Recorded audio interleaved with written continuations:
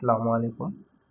এই ভিডিওতে দেখাবো কি করে আপনারা আপনার যে ল্যান্ডিং পেজ আছে বা ওয়েবসাইট আছে সেখানে আপনি কি করে আপনার যে হোয়াটসঅ্যাপ এই ফোন নাম্বার এগুলো কিভাবে চেঞ্জ করবেন।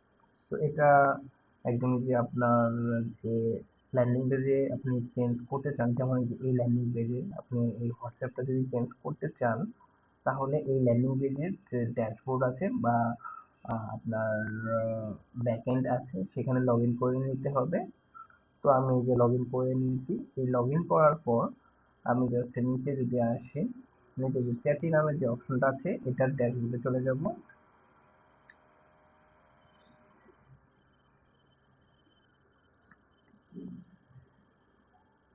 তো এখানে আসার পর এটা আপনি মেবি লেটার দিয়ে দেন। এটা সবসময় আসবে না, এটা মাঝে মধ্যে যদি আসে তো এটা মেবি লেটার দিয়ে দিবেন যদি আসে।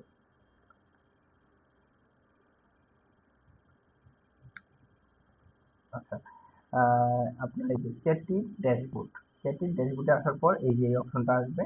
এই যে এই প্রথমে যে ইয়াটা থাকবে উইজেট ওয়ান বা এখানে অন্য নাম থাকতে পারে। তো এখানে যে এডিট অপশন আছে, তো এডিট অপশনে আসবেন।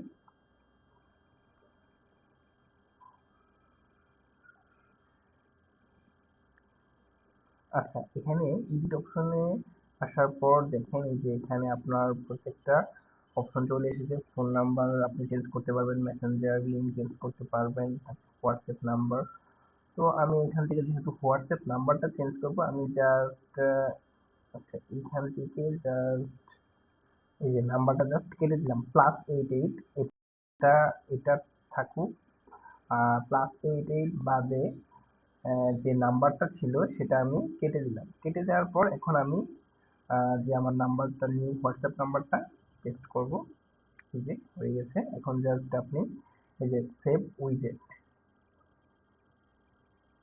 উইজেটে যদি আপনি ক্লিক করেন তাহলে এটা আপডেট হয়ে গেছে। এই দেখেন নিউ নাম্বারটা আপডেট হয়ে গেছে। তো এটা নিউ নাম্বার। এই যে এখানে এখন কি নাম্বার আছে, 39। তো এখানে আমি যদি এখন একটা রিফ্রেশ দেই,